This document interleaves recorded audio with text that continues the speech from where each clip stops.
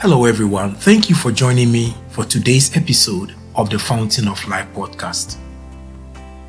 You know, fear is a powerful and universal emotion that can hold us back from achieving our goals and living our best lives. But it doesn't have to be that way. Do you know that most of the things that we fear often don't happen the way that we have imagined? Actually, there are studies that show that 85 to 90% of what people fear don't actually happen. So the question is, why do we still allow fear to dominate our lives? And sometimes to the extent that we are not able even to function.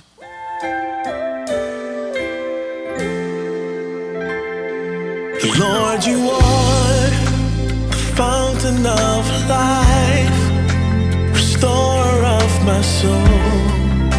I worship you today.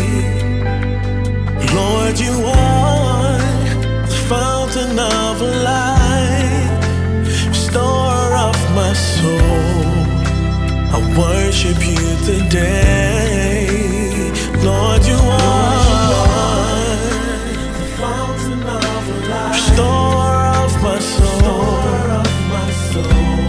worship you today. Lord, you are the fountain of you restore my soul. This is your host, Zuta, and I welcome you once again to another episode of the Fountain of Life podcast as we try to go into the subject of fear from the perspective of the Bible. We have started a brand new series on the theme, God's Antidote for Fear. God's Antidote for Fear. And in last week's episode, we look at high overview of the basic mechanisms of fear, how our bodies are able to perceive things, whether real or imagined, and we project fear because we think those things are going to be harmful to us, and our brain processes that information, sends a series of hormonal messages through our bloodstream, and prepares us either to fight, to flight, or to freeze. Whatever it is, those chemical signals that are sent into our bloodstream, if we allow it to build up and continue, it leads to a lot of other conditions, medical conditions that are very harmful to us. So fear could be debilitating. It could have an effect on us such that it impacts us both medically, psychologically, and all. So how do we deal with fear? If you go through the scriptures, there are several places in the Bible where God says emphatically, do not fear, or be not afraid, do not fear. What this tells me is that God is aware that we have a propensity to fear. And He knows our frame, He understands us. So as a child of God, what are some of the provisions that God has made for us to be able to deal with fear? Knowing that it's a common human thing. If you go all over the world, fear is a common thing that binds all human beings. So a small dose of it is helpful, keeps us from harm. Because if you know that fire burns, you don't want to play with fire. You know the things that are harmful to you. But it can go into an overdrive where we are so protective of ourselves, we are practically paralyzed, and we imagine things that may not even happen. So fear has torment. It torments us, it binds us, it prevents us from being the people that we want to be. So how do we effectively address fear in our lives and prevent it from running amok and taking over our lives and dominating us and pushing us to the point where we don't function very well? So this is important subject, and today I want us to begin to look at some of the specific aspects of our lives where even God has said clearly, do not be afraid or don't fear. I've heard some expositions, online and other places where people say there is a do not fear for every day of the year, 365 years. But I guess it is just a projection, because based on the version of the Bible you have, it may not always be 365. But yeah, it's a good thought to know that there are always opportunities that God has worked out for us, and he says, do not fear. Now, one of the fears that people have that is very pervasive, and I want us to start with that one, is a fear of life. There are people today who are just afraid. They are terrified of what tomorrow will bring, what the future holds. The whole journey of life, they live it in constant fear. Am I going to lose my job? Will I have money for retirement? Will my children grow up well? And it's a constant string of worry and anxiety, just projecting ahead. And sometimes fear of the journey of life, as I call it, fear of the unknown, as we may also think of it, or just the broader sense of fear, existential dread. You look at the economy today and you lose sleep.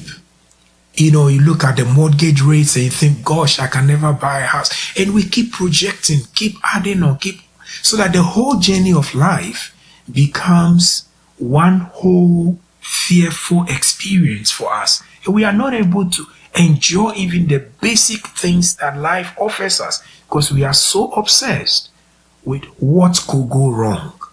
What could go wrong is a constant worry, and that drives our daily existence and prevents us from even making effective plans or even living well.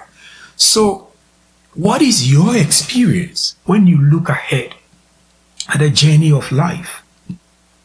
Is it guided by fear? Are you making your plans and your projections all based on fear? That's it. What is it that drives you when you look at tomorrow? So I want us to begin to look at fear for the journey of life, and how, as a person of faith, or even if you are not a person of faith and you are watching this episode, you could still take some lessons from it to help you to not be afraid of tomorrow. One thing that I'll say in this whole aspect of people being fearful of the journey of life, and it's more of how I have tried to deal with that feeling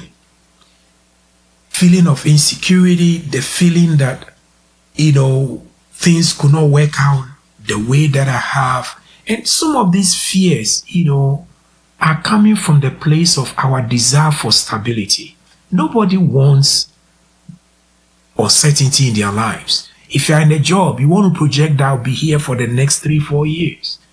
Or maybe if you are planning to start a family, you want to project that you still have income to take care of your family.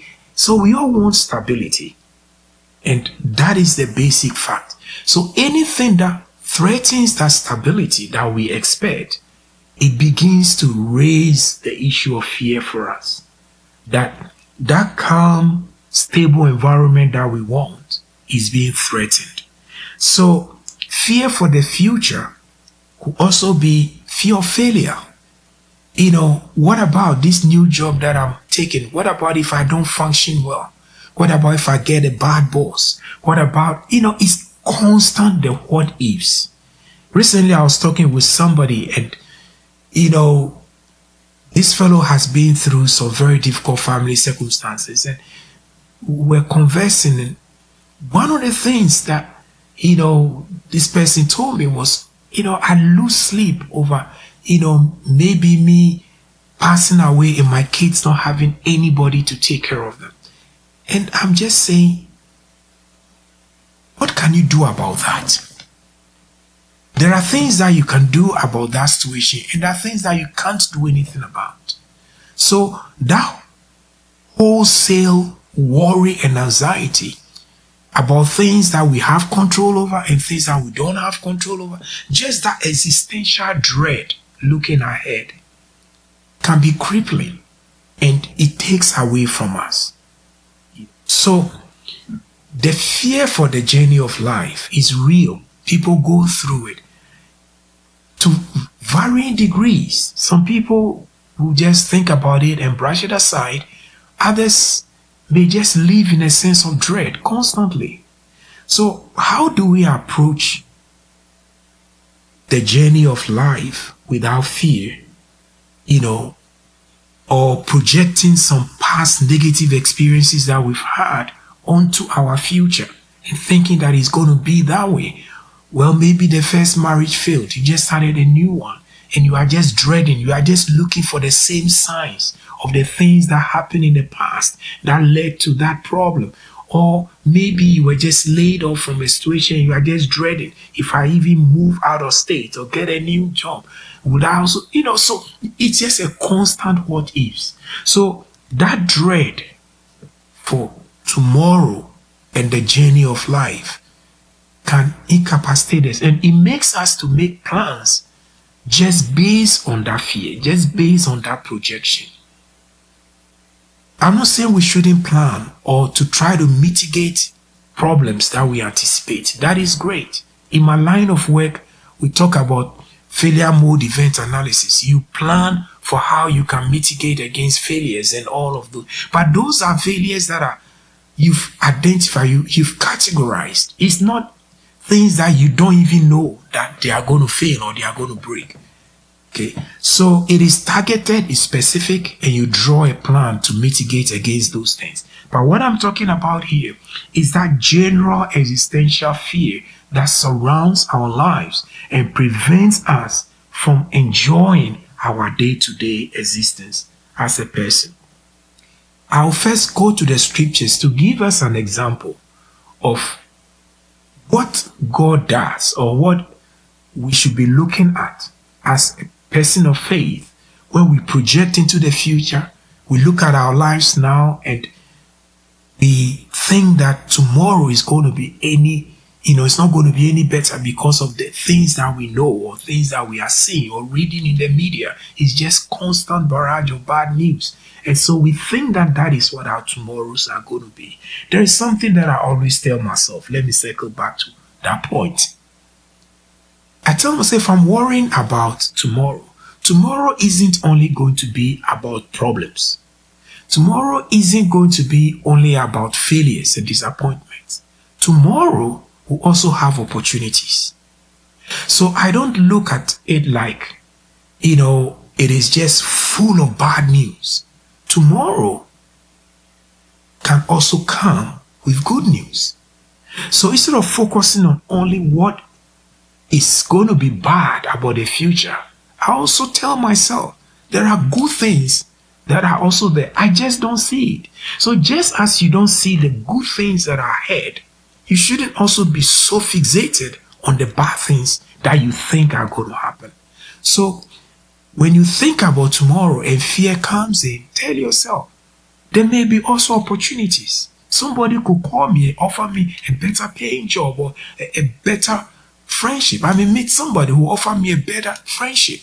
So these are all things that we could do to help us to stop projecting fear into our future and getting to that place where we are so afraid to even live our best lives.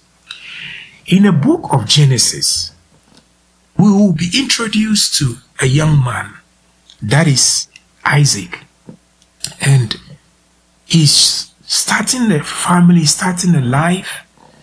And for any of us, we would think that somebody who is the son of Abraham, he will have no problems in life and everything is just going to go smooth. But we find Isaac going through some hard times. Maybe not on the same scale as some of us, or maybe our problems are not as magnified as his problems. But we see God come into his circumstance and help him through whatever he was going through and tells him what he should do to be able to mitigate against the fear of tomorrow. So Isaac lives in a place where they just happen to be farming, in the land.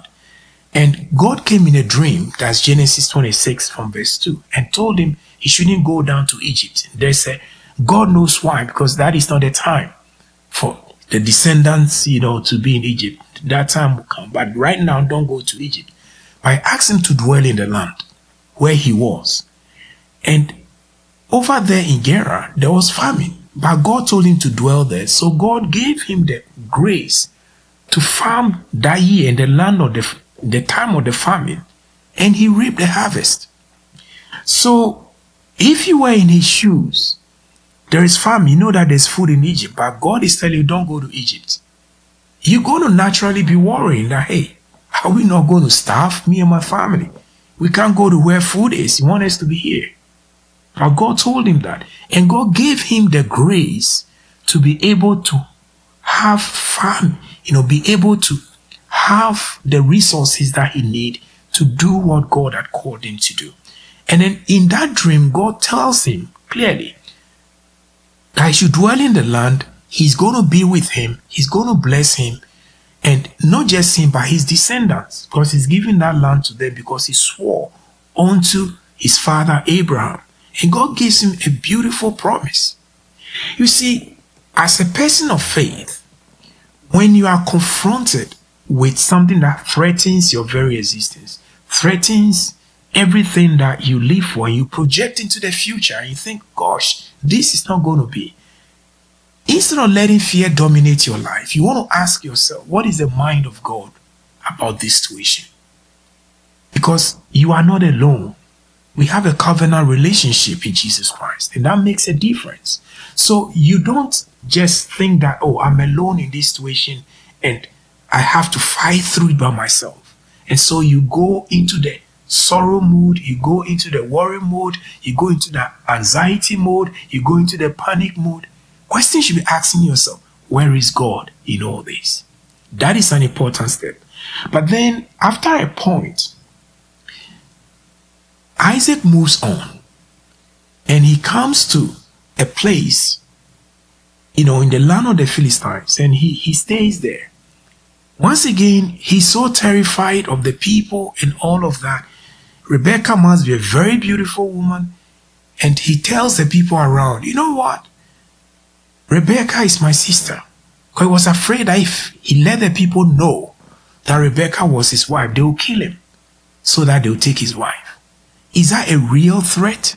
We don't know. But the fear of what could happen makes Isaac have this plan.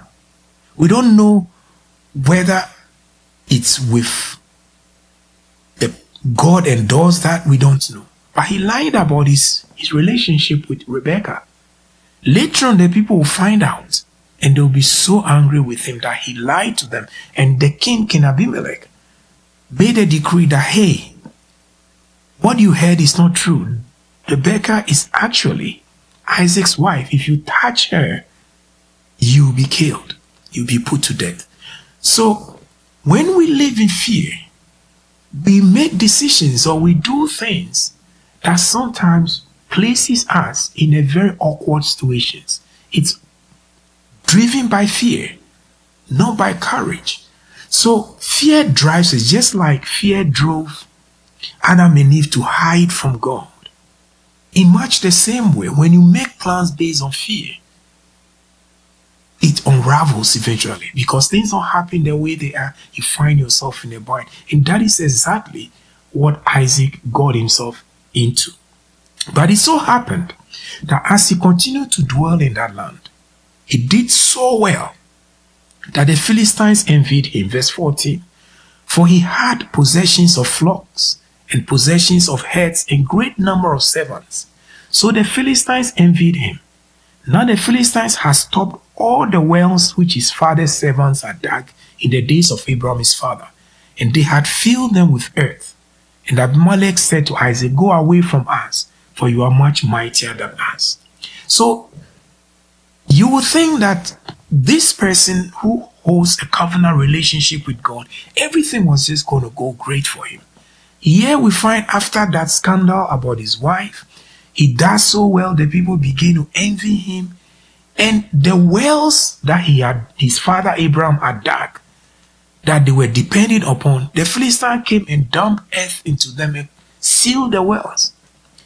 Water is critical in that part of the world, even as it is today. If you go to the Middle East, water is so important. It's everything because the land is largely arid. So water is everything. Throw in the fact that it's an agricultural economy and they depend on water for their livestock. So if somebody is deliberately depriving you of the source of water, that is a threat to your very existence. And these are the people he dwelt among them. So he had reason to fear. He had reason to worry. So what Isaac did, he just moved away from that place and went to dwell in the valley of Gerar. And over there, he dug wells of water.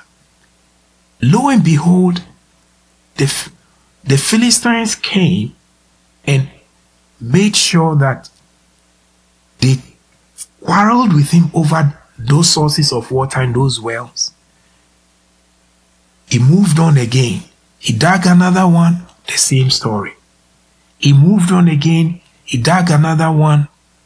And eventually that one, nobody sealed it. So he called the place Rehoboth. Because now he feels God has made room for them. And he's going to be fruitful in the land. But the key I'm going to point out is this. In all of this, where was Isaac's heart? Was he terrified? Was he afraid? Because if the source of water for your cattle or your livestock, you have been deprived of it and you don't have access to it, you dig it, they close it, you dig it, they close the well, and you are fighting for this, what will you do? This guy has real problem. You see, if he projects into the future, I don't know what he will be seeing.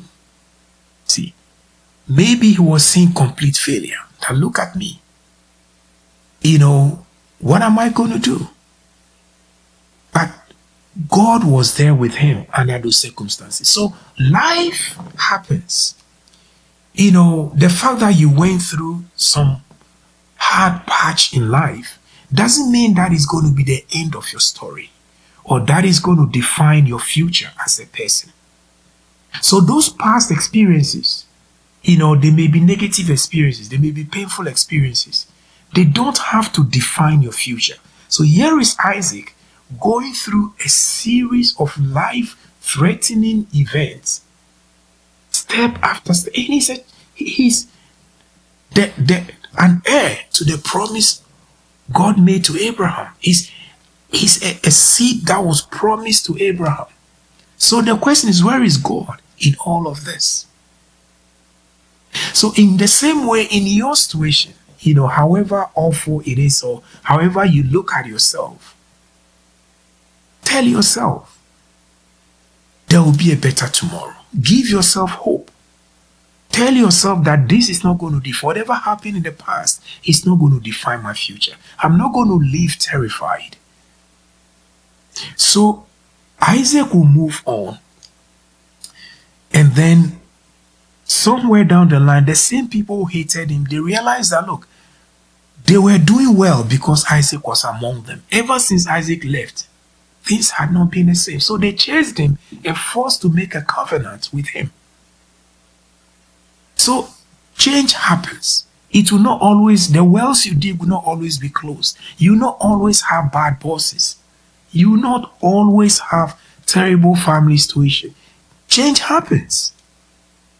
Situations change. So you don't have to look at what is going on today or the circumstances that you have right now and project into your entire life. Because you don't know what other things are going to happen alongside. It will not always be evil news.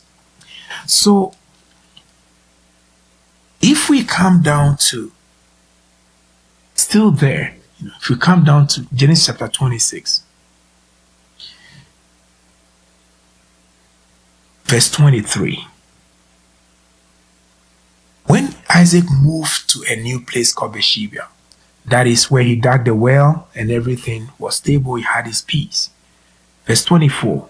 And the Lord appeared to him the same night and said to him, I am the God of your father Abraham. Do not fear, for I am with you. I'll bless you and multiply your descendants for my servant Abraham's sake. So he built an altar there and called on the name of the Lord, and he pitched his tent there, and there Isaac's servants dug a well. So eventually God came on the scene, and what God told him, God might have been reading his heart. Maybe Isaac had come to a breaking point. How long am I going to be digging wells and people closing them? What is it going to be like tomorrow? In this journey of life, will I find hope? Will I be able to move past this? God came to him at that moment, and look at what he told him. I am the God of your father Abraham. Do not fear. So God might have been reading Isaac's heart. He must have been projecting ahead. He says, do not fear. And why he should not fear? For I am with you. So, if you are a believer, or maybe you are just starting your journey of faith, and you are projecting ahead of life, and you are anxious, you are panicking, you are worrying, remember when God came to Isaac in that difficult moment, that period, that stretch, difficult stretch in his life. After everything he told him before, he told him, do not fear, for I am with you. That is something that we have to arm ourselves with. We are not alone. I am with you. The divine I am that I am. I am with you. So God does life journey with us. He's not waiting for us at the finish line. He's right with us. So when you are afraid of the future, tell yourself, God is with me. God is with me. I will not fear. Remember what David said, yea, though I walk through the valley of the shadow of death, Psalm 23, I will fear no evil, for thou art with me. Your rod and your staff, they comfort me. So, in doing the journey of life, situations may happen, things may happen around us. Life happens. But in the midst of all that, tell yourself, the Lord is with me. I will not be afraid. It's a choice that you have to make. You have to decide not to be afraid, irrespective of what you see. Let me share a few practical points with you as we close this episode looking at God's support for us during life journey. The first thing is that practically you have to challenge those fears, those thoughts that come to your mind, those unhelpful thoughts, maybe thought of losing your job, thoughts of all those thoughts, confront them, challenge them. For instance, if you are afraid to fly, you want to confront that fear. Look at the data. Ask yourself, how many people have died in the whole of this year? The millions of people who have flown on airplanes, how many of them died? What does the data show? So whatever fear that is coming that you're looking at, challenge it. Confront it. Have you heard? Tell yourself, have you heard about this happening?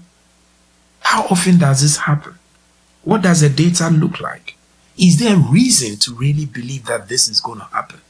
So you challenge those fears, confront it, ask questions, and based on those facts, you're able to shut down that fear. The other thing is that also, don't try to be perfect. And this may sound maybe unscriptural, because the Bible says, be ye perfect as your Father in heaven. We have our own circle of perfection. We can't be as perfect as God is. That is a fact. But in the same sense, life happens. If you are just fixated on perfection, when you fail, it becomes very difficult to pick yourself up, and it rather causes more fear because you are afraid to fail. You are always panicking. Oh, I can't make mistakes. Oh, I can't do this. Oh, I can't do that. No. Mistakes happen. So don't let life can be messy. We may say wrong things sometimes. We may offend people. We may step on toes. Those are things that happen. You can't always live your life uptight and just seek perfection. It doesn't happen. There's no single being on this earth that is perfect in every way, every time. So embrace the fact that sometimes it will be good, sometimes it will be perfect, and sometimes it's going to be bad. So that frees you from the panic of being uptight and always in that kind of straitjacket looking at the future. You may make mistakes, you may fall, but pick yourself up. Life happens, and life can be messy sometimes. The other thing that I'll also share with you, face those fears. Don't run away from them. Face them. If you're afraid, take it stepwise. If you're afraid to fly, convince yourself. Maybe you can do something as simple. Maybe just go to the amusement park and do a ride. Some of us who are always terrified of rides, at some point, there are lower level ones. You can take them and gradually you can be able to ride some of those big ones. And eventually you get into the air in an aeroplane. You can tell yourself stories. You can build things up. So don't let those fears shut down those aspects of your life. Okay. So it matters how you are looking at yourself. 1, challenge those fears. 2, don't try to be perfect. Just live your life. 3, face those fears head on. Deal with them.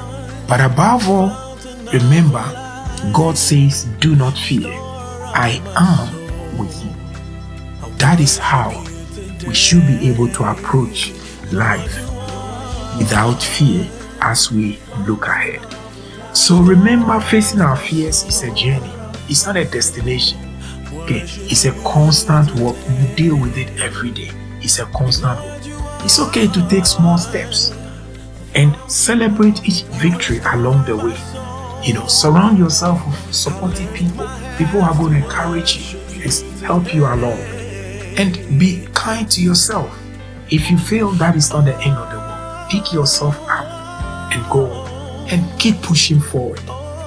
Keep pushing forward. You got laid off? Yes, I'll go back, write application, look for a better job. That shouldn't define me. Mortgage rates are high.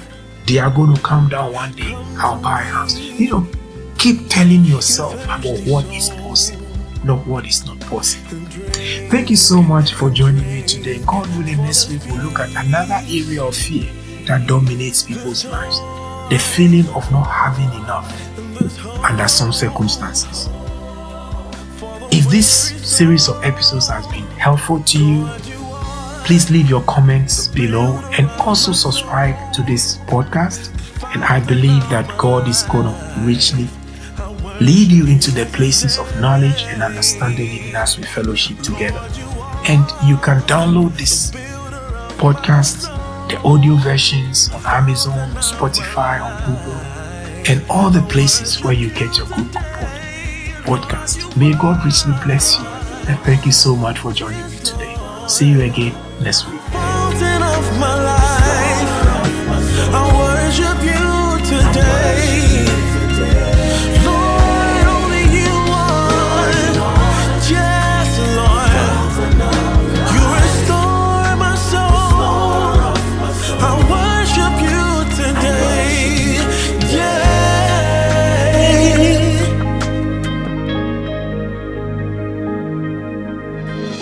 The book of Matthew 11:28-29. Come unto me, all ye that labor and are heavy laden, and I will give you rest. Take my yoke upon you and learn of me, for I am meek and lowly in heart, and ye shall find rest